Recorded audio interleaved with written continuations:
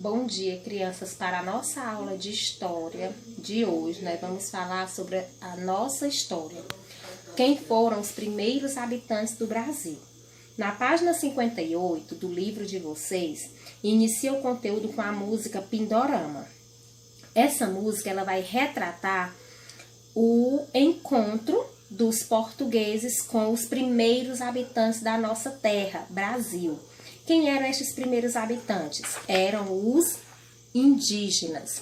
Então, esses primeiros habitantes do Brasil, como eu falei, foram os indígenas e eles habitavam as terras brasileiras muito antes da chegada dos portugueses. No período da chegada desses portugueses, dos portugueses aqui ao Brasil, os indígenas eles já se agrupavam em grupos. Um grande número de indígenas, formando assim 7 grandes povos. Quem eram esses 7 grupos que eles formavam? Eram os tupis-guaranis, os aruaques, Otapuia, os caraíbas, panos, tucano e charrua. Essas eram as tribos indígenas existentes aqui no Brasil antes da chegada dos portugueses. Na página seguinte aqui, vocês podem observar o mapa de como esses grupos indígenas, essas tribos, se agrupavam por todo o Brasil. Nessa parte laranja do mapa é onde ficavam agrupados os tupis-guaranis.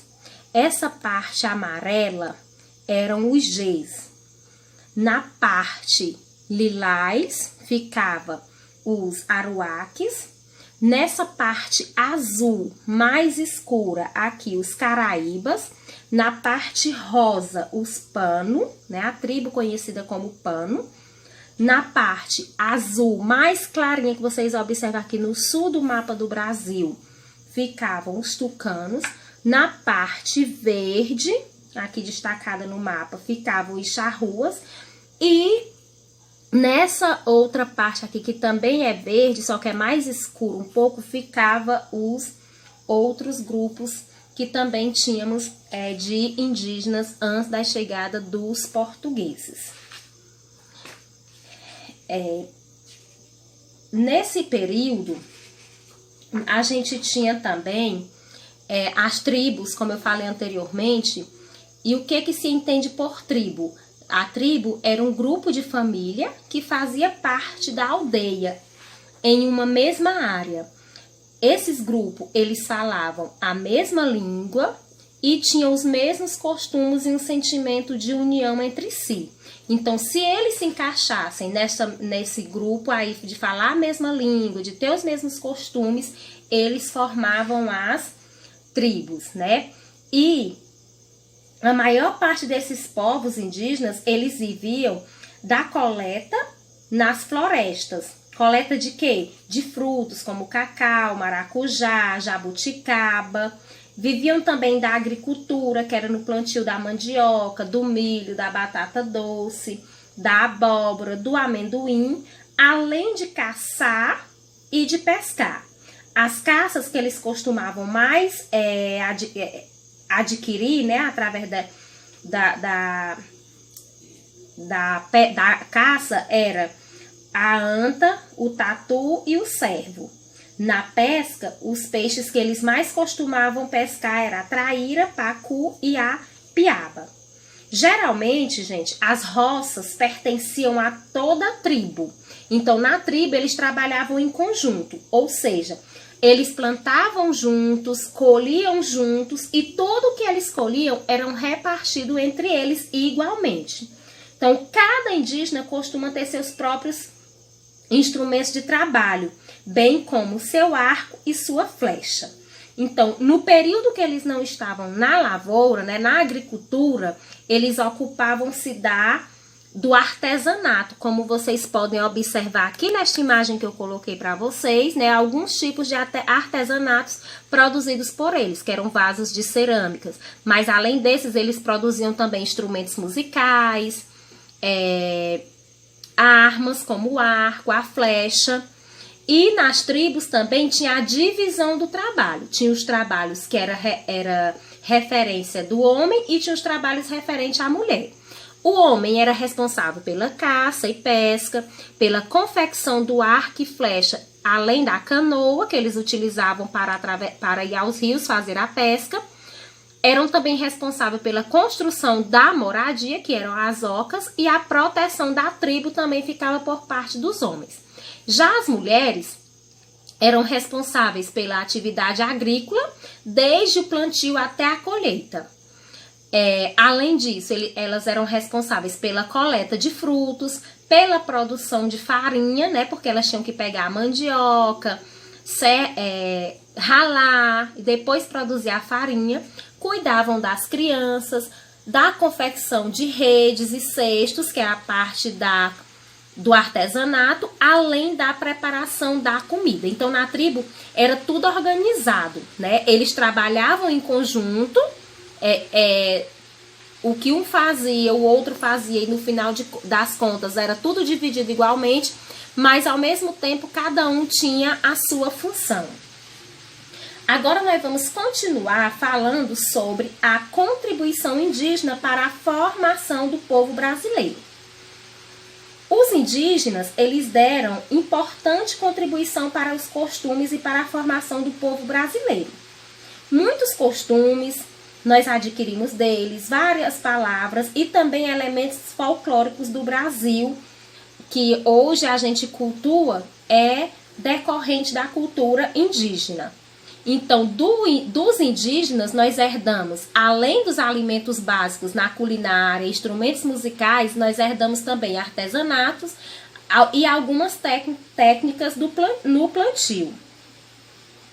Desde a colonização, o modo de vida dos povos indígenas se modificou bastante, porque a cultura europeia influenciou na forma drástica da vida dos povos locais.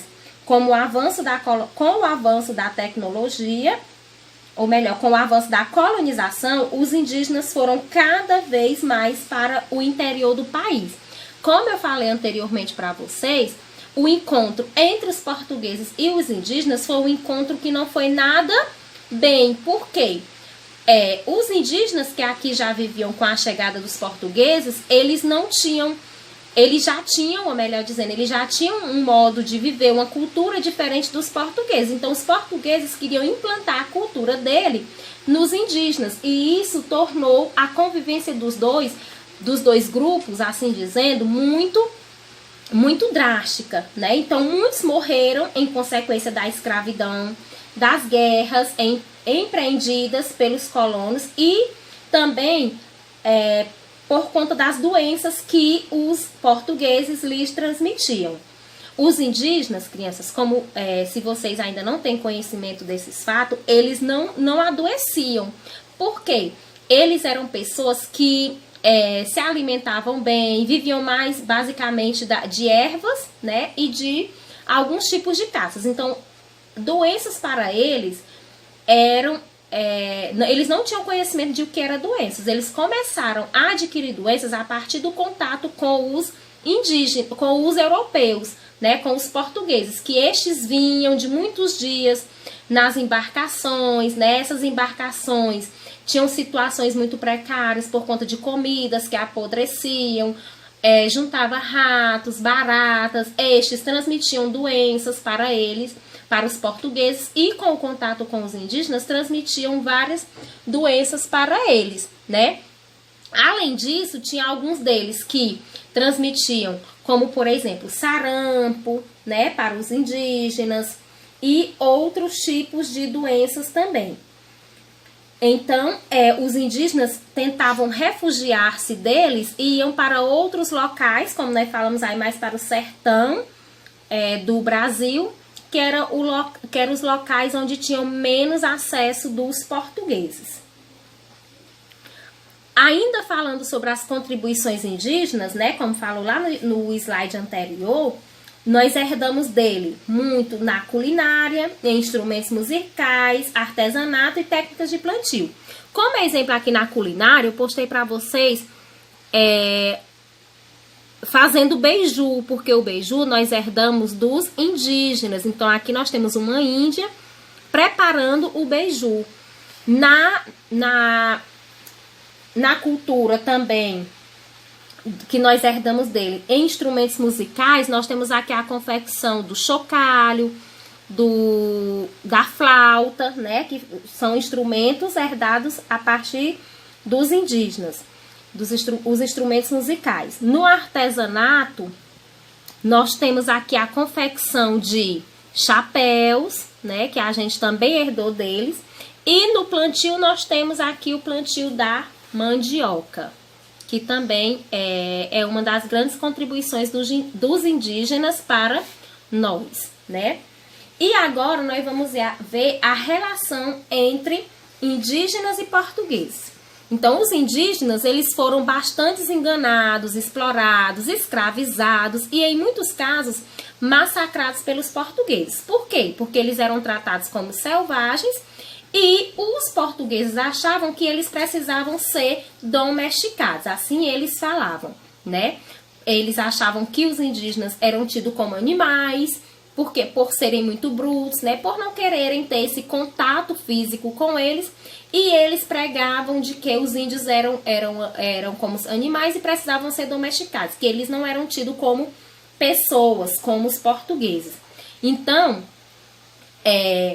por conta disso foi que houve o grande número de indígenas foi se desaparecendo, né, por causa desses massacres que existiram e ainda hoje existe contra o indígena, né? E por que os portugueses faziam isso? Porque eles queriam tomar as terras.